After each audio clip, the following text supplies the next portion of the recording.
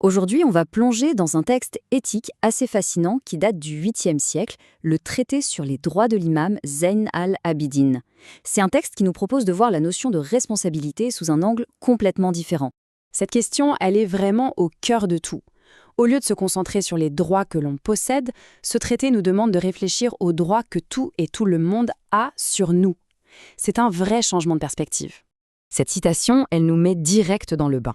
Il ne s'agit pas juste d'un code de conduite, d'une liste de règles. Non, c'est comme une toile de fond pour l'existence. Chaque geste, chaque instant de repos, tout est tissé dans un immense réseau de droits et de devoirs. Alors, explorons cette première grande idée. Comment ce traité construit tout un univers moral autour de cette notion de droits omniprésents. Chaque relation, de la plus proche à la plus distante, devient en quelque sorte un pacte de devoirs mutuels. Bon, maintenant qu'on a compris que tout est une question de droit, la question c'est par où commencer?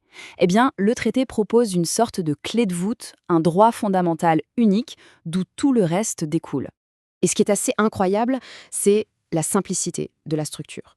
Tout repose sur un seul droit, c'est la source, si on veut, le code de base pour toutes les autres responsabilités. Et le voici, ce droit fondamental. D'après le traité, l'accomplir sincèrement, c'est la condition sine qua non pour vivre une vie moralement cohérente. C'est vraiment le pivot qui aligne tout le reste.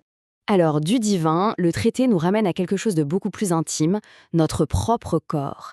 Et l'idée est vraiment fascinante. Nos membres ne sont pas de simples outils à notre disposition, ils ont des droits sur nous. Le traité identifie 7 membres principaux. Ça montre bien à quel point cette éthique est détaillée, intériorisée. La responsabilité morale, en fait, elle ne commence pas avec les autres, non, elle commence à l'intérieur de soi, dans la façon dont on gère son propre corps. Allez, pour que ce soit bien concret, prenons un exemple qu'on utilise tout le temps, la langue. On n'y pense pas souvent, mais quel pourrait bien être le droit de notre propre langue sur nous? Le droit de la langue, ça va bien au-delà de sa fonction de base. Son droit, c'est d'être honoré, d'être un instrument pour le bien. C'est un appel très fort à une communication consciente, constructive. Après la parole, un autre exemple très puissant concerne ce qu'on choisit de regarder, le droit de la vue. Et là, c'est super intéressant parce qu'on voit un double rôle.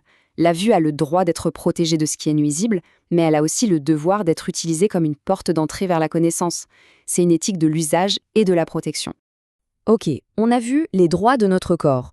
Le traité étend maintenant cette logique à nos actions.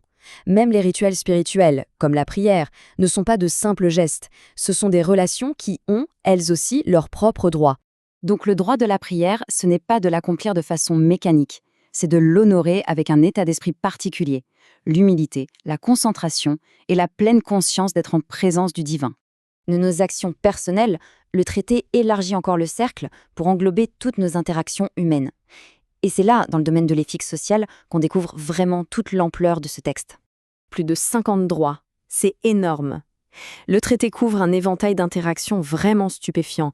Les parents, les enfants, les voisins, les partenaires en affaires et même, comme on va le voir, les adversaires. Ce qu'il faut bien voir, c'est que la nature de ces droits est toujours réciproque. Le droit de la mère entraîne un devoir pour l'enfant. Le droit de l'enseignant, un devoir pour l'étudiant. La responsabilité n'est jamais à sens unique, elle circule dans toutes les directions. Et c'est peut-être là que le traité devient le plus surprenant.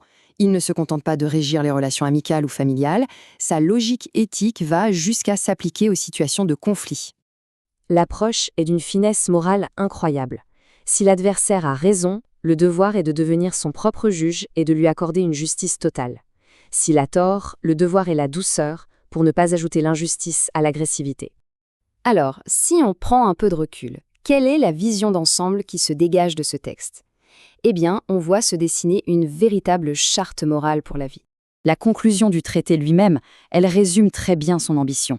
La vie éthique, ce n'est pas juste un fardeau à porter seul. C'est un chemin où l'effort humain est soutenu pour accomplir ses responsabilités. En fait, on découvre une vision du monde où tout est lié. Spiritualité, justice sociale et responsabilité personnelle, tout ça est inséparable. Ce n'est pas une éthique qu'on veut compartimenter, mais un système totalement intégré, où chaque instant est une opportunité morale. Ce qui nous laisse avec une question assez vertigineuse pour finir. Et si on voyait nos devoirs, non pas comme des fardeaux, mais comme des droits que les autres ont sur nous? Adopter une telle perspective, ça pourrait potentiellement tout changer.